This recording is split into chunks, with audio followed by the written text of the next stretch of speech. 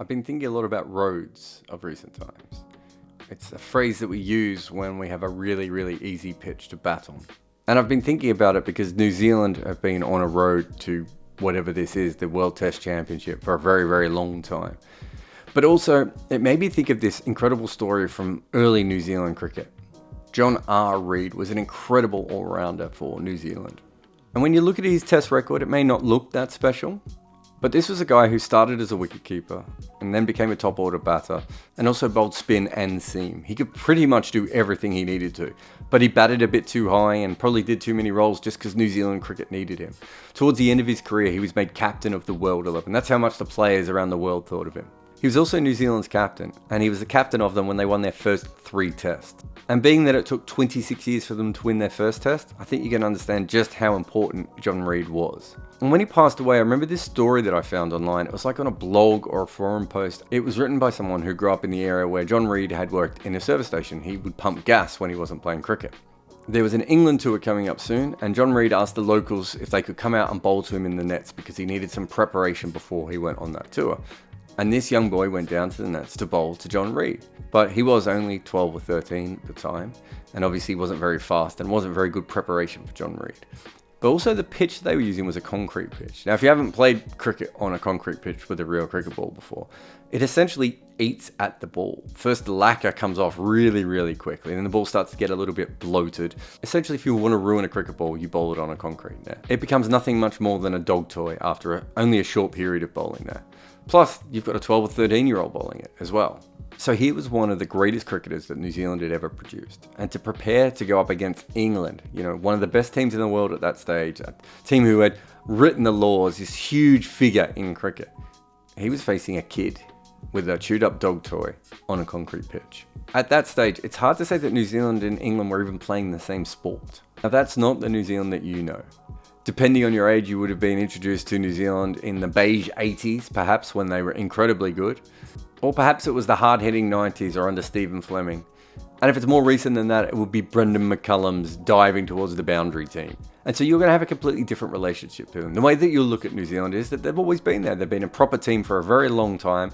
They've always been sort of relevant without ever winning that much. But a very normal part of modern international cricket.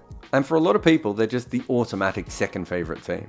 There's obviously a lot of pride attached to New Zealand being everyone's second favourite team. And there's a sense that they play cricket the right way, and that's why people really look at them as a favourable team.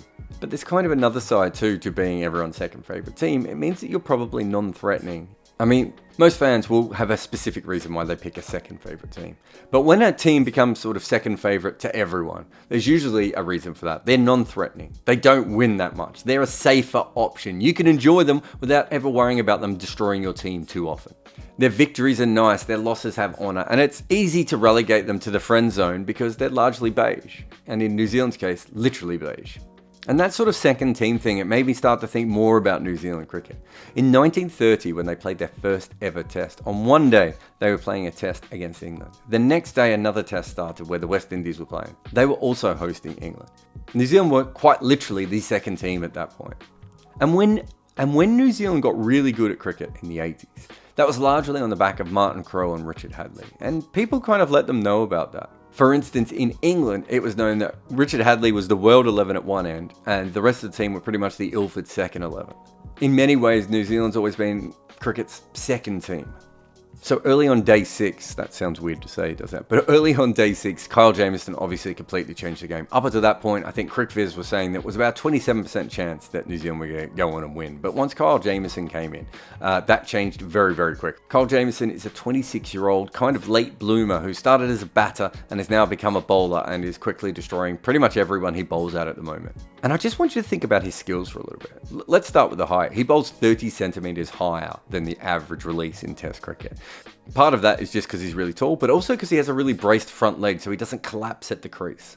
He's not that quick, but he's quick enough. He's certainly quick enough for someone his height. He can genuinely swing the ball. In fact, he can swing the ball both ways, but he's not someone who just swings the ball in favourable conditions. He's more like a proper swing bowler with an excellent wrist. He can also hit the seam. He's quite a skillful bowler. He's got a lot of different tricks that he can use to get a batter out. Here's the thing about really tall guys in Test cricket. They don't generally swing the ball, and if they do swing the ball, they're not that quick. You have someone like Jason Holder who can swing the ball, but that's because he's barely touching 80 miles an hour. Or you have someone quite tall and quite quick like Morné Monkel, who only swings the ball very, very occasionally because he's hitting the pitch really hard. Kyle Jamieson basically has the ability to go between those two modes without really losing any pace. And he can bat. I mean, I don't know how well he can bat. I doubt he'll ever be a test match all-rounder, but he can certainly hold up one end with a bat and he can hit some sixes. He's basically a choose-your-own-adventure cricketer. And for generations, New Zealand have had lots of all-rounders who are a little bit like that quote on Bob Cunis, neither one thing nor the other. Jamieson is not like that. He looks like a legit test match talent. And I'm not saying he's the best cricketer they have produced. Clearly, that is still Richard Hadlee.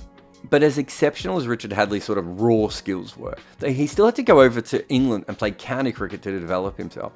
This is one thing I find really interesting about Jamieson, is that it's a homegrown thing. He's born, bred, trained, developed by New Zealand cricket.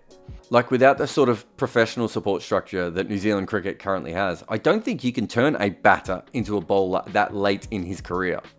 And if he was a cricketer who was still working his game in his late teens through to early 20s, you need a professional structure around him to keep him in a system. Otherwise, he would just disappear back into everyday working life because there'd be no money in it. And he could also be picked when he was ready because they had other bowlers already in the team. These are the sorts of things that haven't always happened through New Zealand history. And you know what else hasn't happened through New Zealand history? Someone averaging 14.17.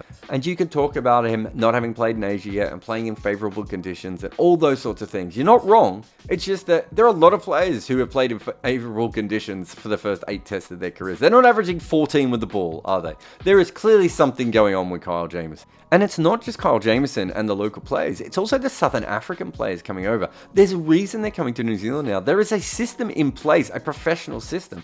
Before that, there was no money in New Zealand domestic cricket or New Zealand international cricket, really at all. There was no reason to go there. There was no reason to stay and play unless you loved the game and you had a very understanding employer. And the amateur part of New Zealand cricket always haunted them. I think maybe the best story for this is Glenn Turner, who was an exceptional batter at a time when they really didn't have many other players like that.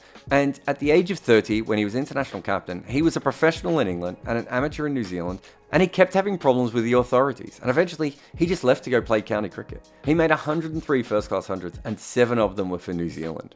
He had a 14-year career, and he only played 41 tests.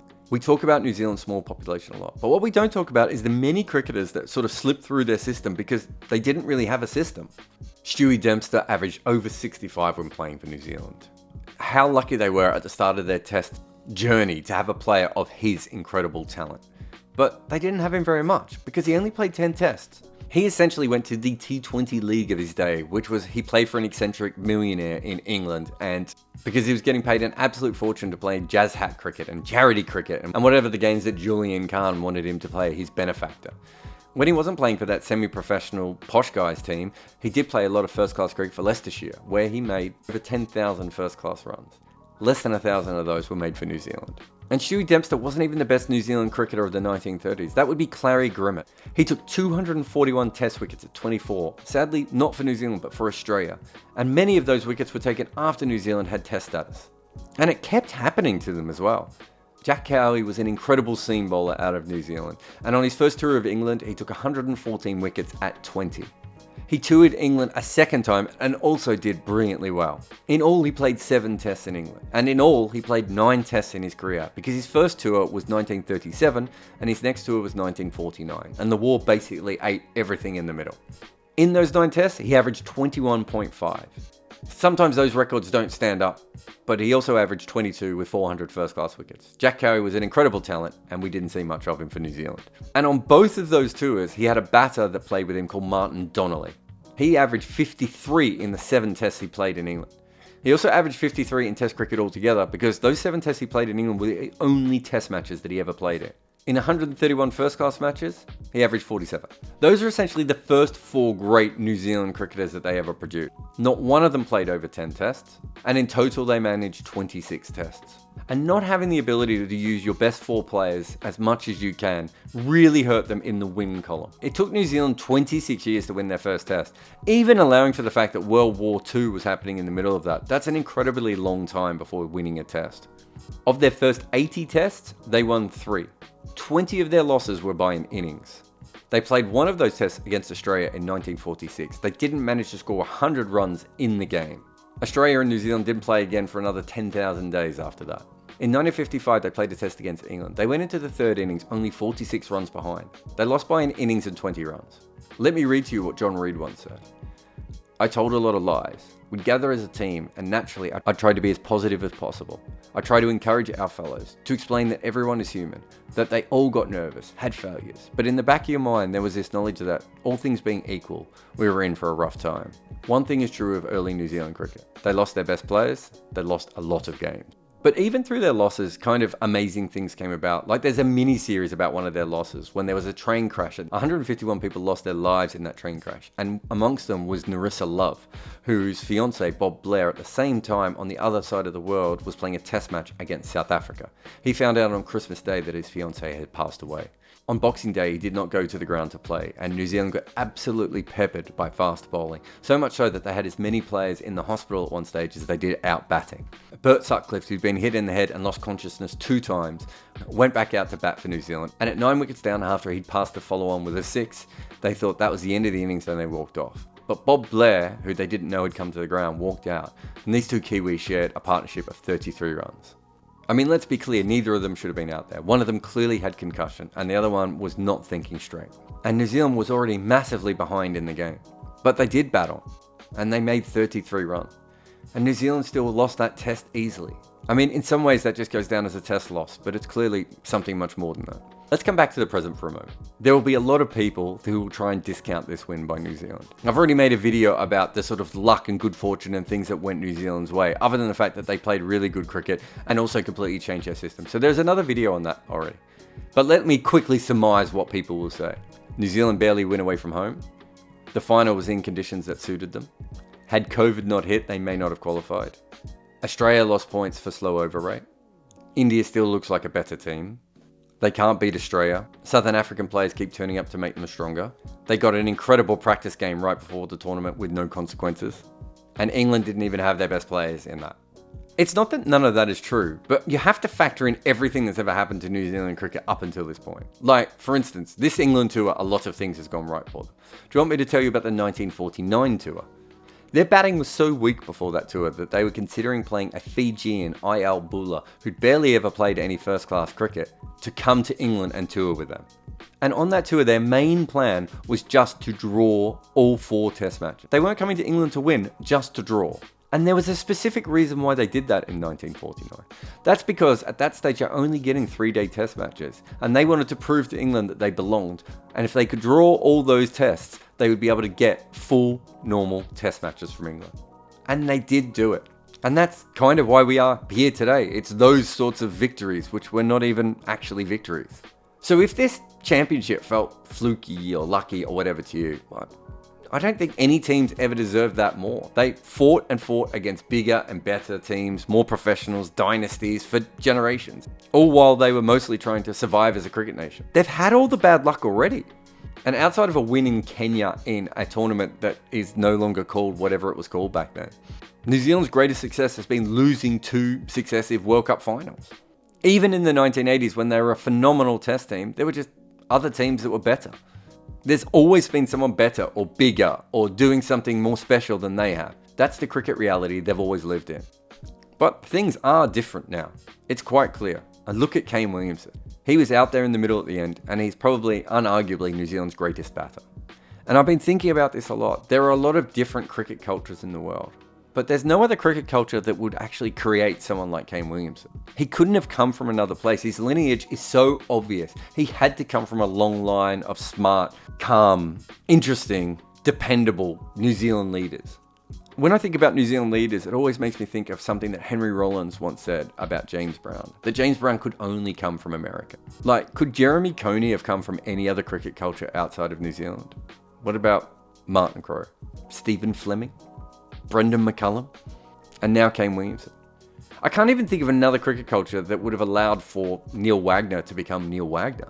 It's like this microclimate of cricket that just consistently does these kind of slightly quirky things that are just all about New Zealand cricket and nothing else.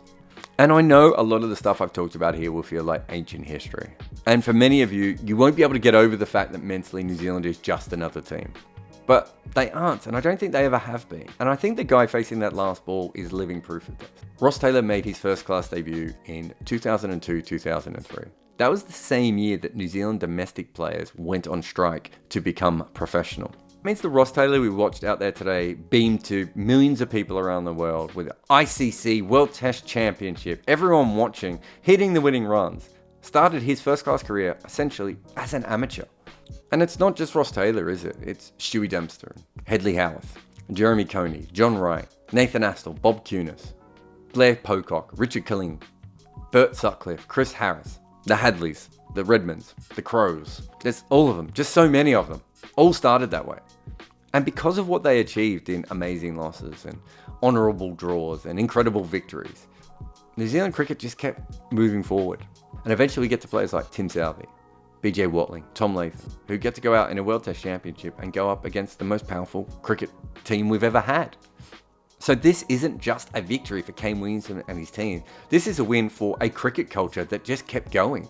And not just the really good players, but the players who were sent out when they weren't ready, when they weren't good enough, when they weren't prepared the right way. They went out against players who were just better than them. All of those cricketers played a part in what happened today. The 11 people alone certainly get a lot of credit, as do their backroom staff and New Zealand cricket. That's undeniable. But this is more than that. This was a victory for New Zealand cricket, from the people from the concrete nets all the way up to Kane Williamson. And like Ross Taylor, New Zealand cricket went from amateur to professional. 26 years to win a test, 39 years to win a series, 81 years to win a championship. From kids in concrete nets to the Ilford second 11 through to World Test champion. They might still be cricket's second favourite team, but now they're more than that. They're number one.